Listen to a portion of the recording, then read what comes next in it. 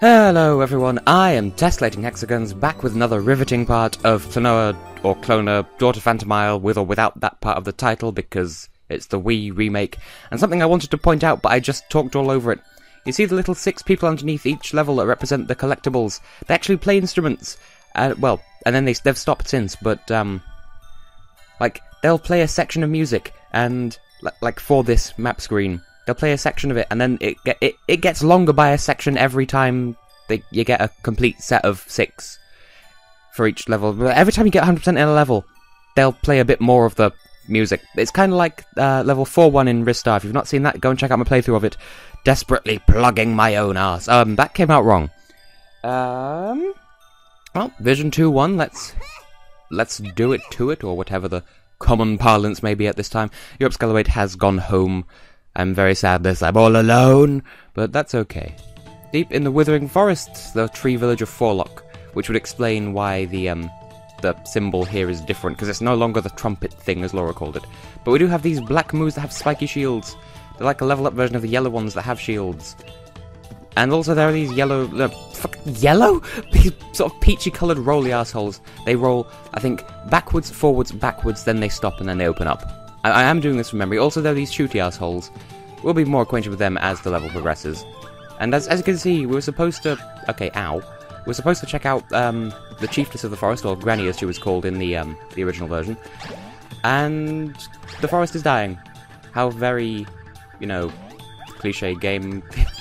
Okay, rude Teton, as they are officially called, these things called Tetons, and I found it hard to focus. I got the sound off, and oh my god, if you can hear my buttons clicking, I apologise maximally hardcore. Apologising like my name is Jugpot. And yeah, if you get up to that one, then a second one spawns, you can get to the top. I don't need to give you a play-by-play of what I'm doing, you can see what I'm doing. There are these swingy mouse things. How do I commentate normally? I don't even know. And there's our first bit of symbol for this area. These assholes... They shoot spiky things, but they're not the original spiky assholes. We'll meet those later down the line. But these do shoot spiky things. Hello, Moo. Did I mention the enemies in this game are called Moos? Because if you've seen my versuses of the other games in this series, you'd already know that. So, yeah, hi. Now, in case you haven't noticed, I mean, it is blindingly obvious, but those 6-part collectibles, some can be found inside, what should we call it? In the bubbles like these, in which case they'll be represented by the area of the logo of the area, and otherwise they can be inside those eggs as well, but those eggs can only be broken using moos and wind bullets and stuff. And this here, I love this mechanic because like it's a 2D level, but you can it's 2.5D officially. You can go from because of its 2.5D-ness. You can switch from one 2D to a different 2D, and if that's not, like, the coolest shit, in your opinion, then you should reevaluate your opinion. Huh, I forgot this part was mandatory. And then you can do it again by going round this corner and then dropping back on the path from before. How cool is that? And it knows which path to snap you on. Is that not just the most incredible piece of shit? And you can do it again to get back down. That blew my mind as a child. That's just so clever. Anyway, we need one of these mousy things so we can double jump to progress. Okay, apparently they just roll back and forth and then remove their asses. Oh, wait, shit. I can't guarantee that I'll 100% the game on the Dreamstone front. But I will try to get... Shit. I will try... yeah, I'll try to get shit. I will try to get as many of the Dream Crystals as possible. Okay, rude. If I have to speed this up, I will. I'm getting those Dream Crystals. I want to get as many Dream Crystals as I can. Because... I don't know. Although I can promise you... Gravity, can you... That is just maximally rude. I cannot guarantee I'll be able to get every single Dream Crystal, but I'm going to 100% the collectibles, because I've done it so many times in my childhood that I would be remiss not to be able to. Anyway, there's a door with a key, and we need a key. So what better way to introduce keys than with a cutscene? Mr. Chicken Legs! We've been saving your people already, so we're... Now, one thing I wanted to point out, and I'm sorry that I talk over the cutscenes, but... That seems to be the only thing that Klonoa says in the entire game. Like, I'm not saying this instance is his only line. It's just... Hupo, or... Yeah, I always pronounce it Hupo, deal with it. Hupo does pretty much all the exposition for him. And, like, I don't think that was the case in the original version, so that's one thing the original has going for it. And the point of this cutscene, first of all, is there are assholes in the forest, but we're aware of that. And so, introduction of keys. And they slightly rewrote, I think they slightly rewrote all the cutscenes. But, yeah, that line was changed from the original, where I think it was something like, one key, one door, not forget. Simple as that. Like, they didn't have to... Like, in the original, that noise that he just made, Jijkupa, that was originally the Phantomile just for, well, at least the forest dialect for goodbye. They didn't have to put that in words because that was part of the voice acting. I think it is here as well. But in this, they've written it into the English version of the thing. So later on, they have to give this really awkward explanation of, oh, right, well, here's this untranslatable line of Phantomile, and here's what it means in English, as if it wasn't obvious. Like, in that regard, this version is a little bit more hand-holdy. And, you know, I suppose that makes it more accessible to people who aren't familiar with the whole... Wow, Tess, wow. Familiar with the, I don't know, the language or whatever. I seem to recall that spinning one being harder to get than that, which would make sense, because, you know, it's fucking a moving target. It's not fucking a moving target, but it is a moving target. Hey, what is my commentary for this game? See, I did have... I was talking to SuperLex641. I did have my reservations about playing this game because I love it, and it is a huge part of my childhood, and I have no idea what I just picked up. It was probably a key. Yeah, it was a key. Oh, right, because in the original, you'd have an icon in the corner of the screen that says you got a key, but whereas this Klonoa just carries it on his back instead. I'm sorry I keep comparing it to the original, but I mean, I can't help it, because I played the original originally, and I bought this one because I fanboyed over the fact that they had a remake with voice acting, and then I discovered that the voice acting was kind of eh. I mean, it's not awful, but like I said, Eric Stitt as Klonoa kind of, I think it's Eric Stitt, kind of sort of crushed my reality a little bit. Plus, Klonoa has like virtually no lines compared to the original. No lines in your bright blue eyes. I'm referencing a song by Florence and the Machine. Check it out or die, or neither. That works too. It's a good song though. Anyway, how are we doing for the 6 collectible mobobs? I feel like this is the penultimate? Oh no, that's the last one. I wanted to say it was the last one, but I didn't want to be wrong. So I was wrong. Test logic. Anyway, like, if you get hit by this, chances are you'll fall into that pit, and then that's insta-kill. But, what was I going to say? Oh yes, you may have seen throughout the levels, these silver token things that I'm picking up from time to time. There aren't any here that I can point out necessarily, but just generally speaking. And there are gold ones as well. Silver ones are worth 1 life, gold ones are worth 3, I think. But anyway, time for another cutscene, because this is as far as we can go in the forest. It's all dead, we can't go any further, so how about some exposition? And this is the cutest little motherfucker! So, we're going to proceed deeper into the forest, but we're not able to. And if you heard my controller slapping against the box that I've got resting on my knee, it's because I had to scratch my nose. But I don't recall these soldier people being this cute in the original, but whatever.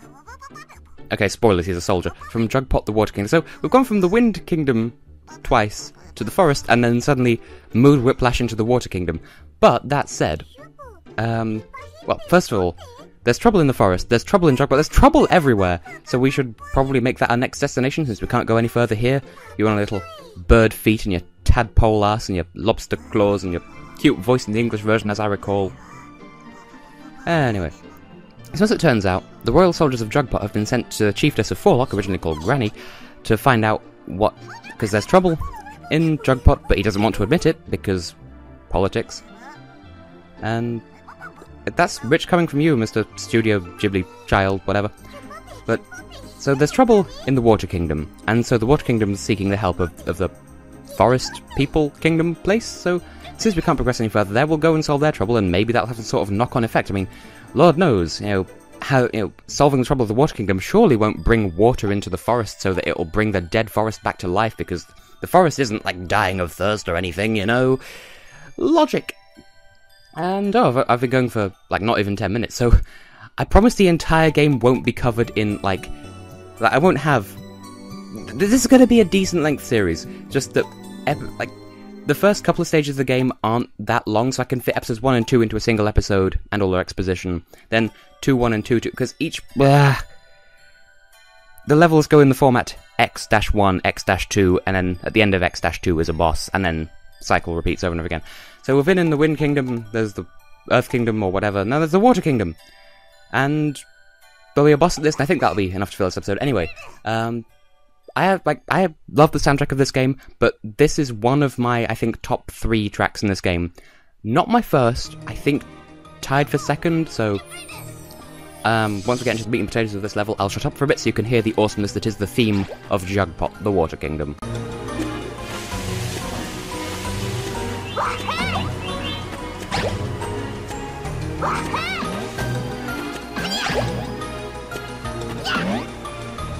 Enjoying it?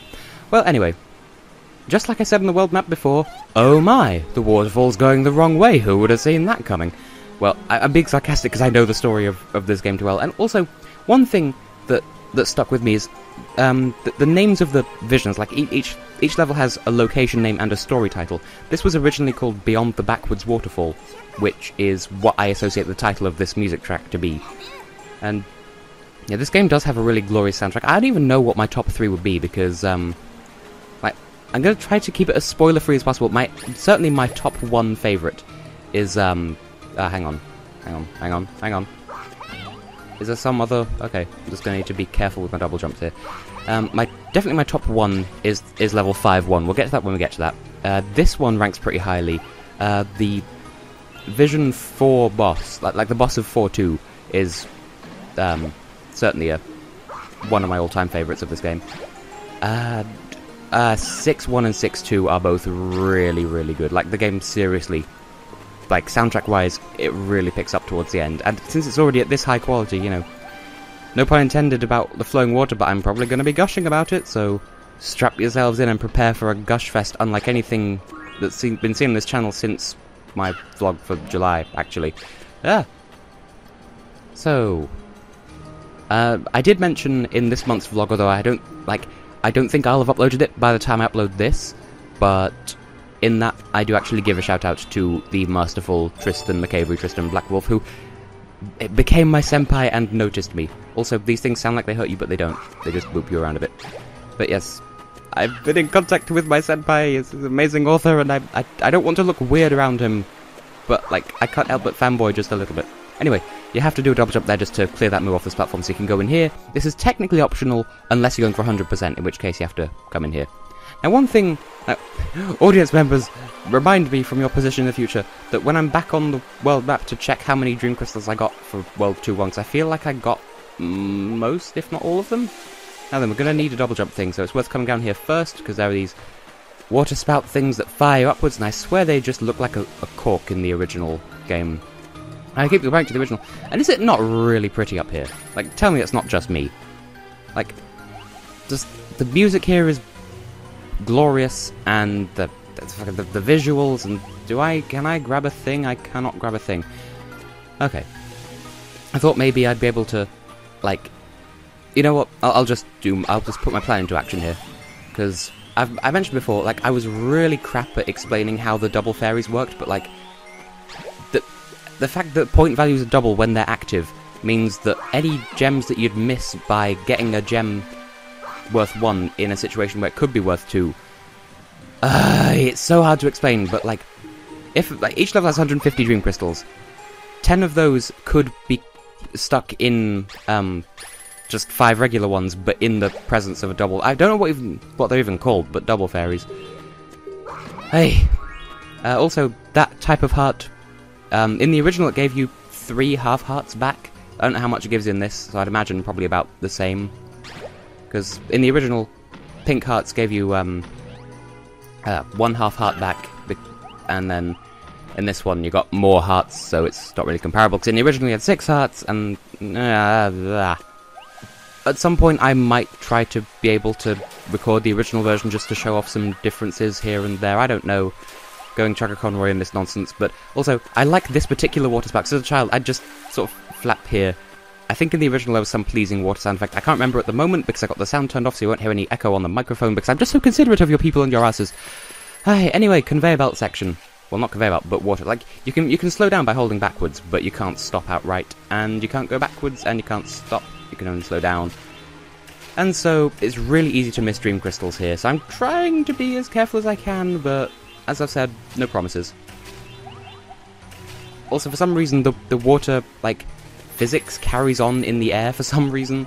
and so even jumping, same rules apply as in the water.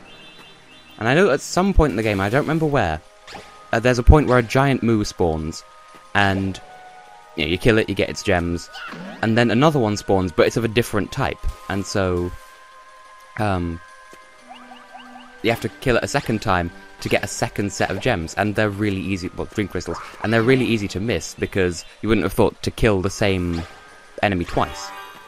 And so it's clever. I'll point it out when we get to it. I don't remember where it is, I just remember it being a thing. Oh, I love this game. This game made me so many of the happy memories as a youth.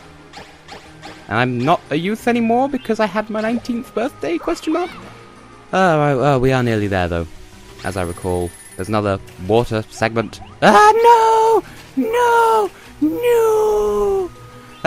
We watch, that's going to be the only one that I miss. Also, tricky double jump coming up. Okay, I've completely fucked that up.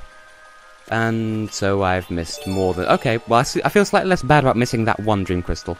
Anyway, introduction to a rather crucial character here. Like, you wouldn't have thought this was an important character, and so their importance pleased and surprised me when I discovered it later in the game. But I'm not going to spoil anything. So we have a fish. How are you not dead, good sir? You are a fish. And that's what switches look like in this game. Get used to it, there's going to be a lot of them later down the line. In fact, as of... if not 3-1, then certainly from 3-2 onwards, there are a lot of switches. Anyway, it's actually for boss time. But first, another, introduction to the character that speech bubble completely missed. There we go. Yeah, surprisingly important character then. And while we're here, we're learning a bit more about the trouble at Jugpot. So, again, we're hearing about strange people. We're going to assume they're associated with Guardius because he's the obvious big bad here. Thank you, Hugh Pow, Hugh Po, whatever your arse is called. Anyway, we need to do this person's arse a failure, and his mom is in the castle, and there's something wrong with her, so... could it possibly be evil possession mind control? There we go. Wow, just fucking mind-reading except not. Like, following me sideways, that's a legitimate expression, I'm sure. Ay. So, just as that asshole could breathe in the air, we're gonna breathe underwater. I always pronounced it Corral, but then in the voice acting list they pronounced it Carl, and once again, there's that line. In fact, they could make a drinking game out of how many times Klonoa introduces himself and says nothing else. Like, have some sort of Bechdel test, except for when Klonoa says anything other than introducing himself and leaving all the exposition to keep out. Now, in the original, there were loading screens between the stages and the bosses, and in the original, the loading screen for this boss was, like, they were swimming completely underwater. Like, how can you breathe? I suppose they'd change that for this version, and who's this asshole? Well, he's got crab claws and penis feet and a... okay, his name's Seedorf, he's king of the castle. Obviously, he's a Jugpotian, that's what I was getting to. He's got tadpole tail. And something... oh, Lord Guardius, clearly you're the bad guy here. Yep. Is it just me? And no, it's not just me, because I'm alluding to something that's about to become really relevant, but is it just me? Or do the people of Jugpot look just about the right size to hit with the wind bullet and pick up and shoot and Pamela? Can I help you? Fish bitch McTits! Except she doesn't have tits. Oh, of course, that would be the mother whatever. So, we'll have to fight a double boss. Do we have time? Yeah, we got time. Evil Seedorf and Evil Pamela, as if that needed clarifying. Now, the gimmick of this boss is you have to pick up Seedorf and hit Pamela with him. And I think you can... like that. And I think I took damage there as well. But I think you can grab him off her back when she does that dive past. Like that. But if it is, it's got really funny timing. Anyway, in the original... this part of platform was not there. This was two separate side platforms that you had to... like, you'd have to jump over this bit instead of being able to walk across it. That was masterful. I did not expect that to work. I don't know how to commentate platforming games, but I managed it with Ristar, so I suppose I'll be fine here. Bubbles! Why would this hurt? This is like in Legend of Zelda Ocarina of Time, Lord Jabu Jabu's belly. There's that room full of bubbles that hurt to touch. Okay, rude. I tried to do a double jump and apparently it couldn't be happen. I'm just preferring doing it this way, because that way I don't have to worry about the spiky asshole balls. Spiky testicles. What was I saying? Oh, yes. Yep, I can't... I've tried. on many occasions, both in this version and the PlayStation 1 version, to grab him off her back, and I think it can be done, but I don't know. Like, get your ass here. There we go. That is much easier than I made it look. I mean, I made it look easy, but, I mean, I took unnecessary damage because, I don't know, Let's Play curse. And look how different she is now. She is a fish woman, and she is no longer bitchy, but I don't know, something fish doesn't see off! He's changed his appearance too, his feet are no longer penisy. Well, quite. And Joker, the arsehole. I'm sorry for talking over the cutscenes, like I said, but... You know, anyway, comedy moment here. And it doesn't make sense, but there you go. Like, if we could pick up Seedolf, and he's that size, Joker's about the same size, why can't we just pick him up and inflate him and burst him on the ground? And burst him on the ground! Something, something, charity.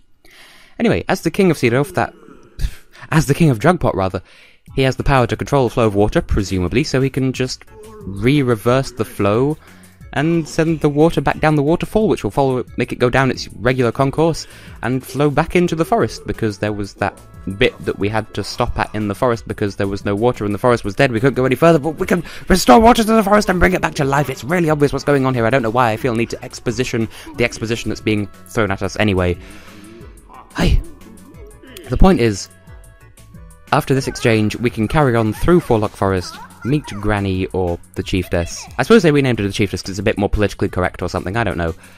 But in the next episode, we will go and do that. Okay, only now is he actually explaining everything I just said. But yes, in the next episode, we're going to do the second half of Forlock Forest, which will be doable because we've reflowed the store of the water, and won't even have to go through the first half of the level again because we'll just ride on Corral or Carl's back to that very tree that we were in, because that's where water... You'll see how it works in the next episode. I don't know exactly when to call time here, but I have been and will continue to be Tessellating Hexagons. And, yep, in the next episode, level 3-1 and 3-2, presumably. Although, it is around 3-1 that the levels start getting a bit longer. So, I have already outroed. So, in the next episode, everything that I just promised. And, yeah. Okay, hang on, before I go, I will show off that thing I was just talking about where each section of 6 adds a bit more to the level select music. So, listen.